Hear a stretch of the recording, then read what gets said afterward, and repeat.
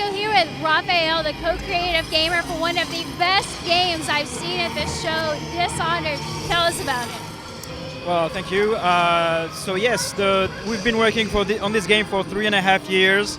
It's a first-person action stealth game where you play the role of a supernatural assassin in a steampunk city. Tell me about some of the characters, like you have the tall boys and stuff. The creativity of it is great, so just go into a little bit of those guys. So the world itself is some sort of an alternate world. It doesn't really exist. Initially we started with London in 1666, and then we added all those layers. We pushed it forward in time, and so we invented this different kind of technology.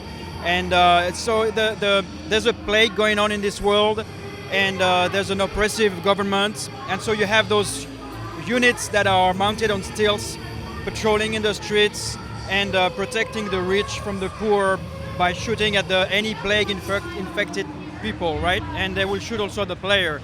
And so that's kind of the atmosphere that is in this world. Now you give players the option of either stealthing or using combat. Are there any special trophies if you can get through it without going into combat? And is it even possible?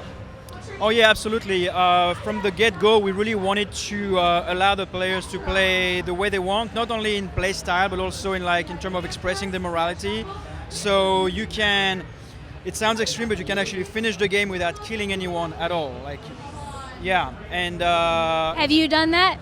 I have done a playthrough without killing anybody, and it takes a long time and it's a lot of effort, but it's possible. And yes, you get achievements and trophies for that. So as you're playing through, you get different spells and unlocks, but it's not just that. You can combine the spells and stuff. Can you tell us how that works and maybe some of your favorite spells? Right, so every system that we design, like our powers and gadgets, they are really based on simulation. So because of that, the systems interact with each other in ways that sometimes we don't even think of. So some examples are, you can perfectly use the whale oil tanks that are powered for those security devices that you might have seen in the demo. You can use those also as bombs against enemies, and you can put them on the floor, wind blast them, for example, and that will propel the oil tank to and create this explosion. So those are mini combinations that people are going to figure out for themselves. With these combinations, was it difficult to develop the level around it? Because you could jump and then port, and so you have to incorporate all that. Was it hard coming up with that?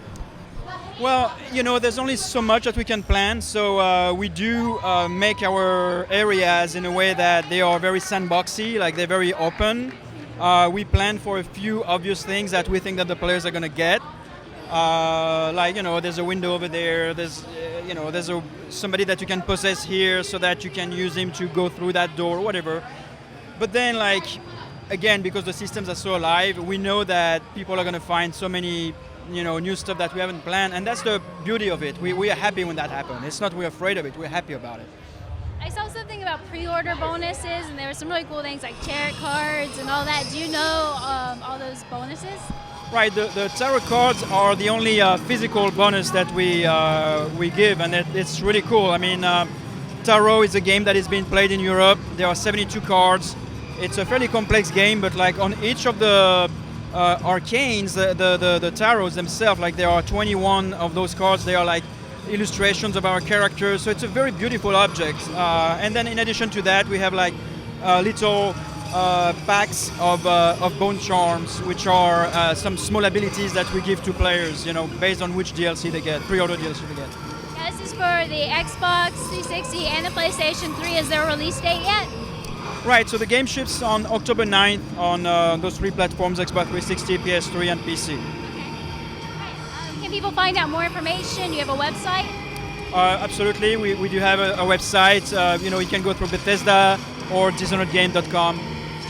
Thank you so much. I'm really stoked to get my hands on this, but thank you so much. It's an honor.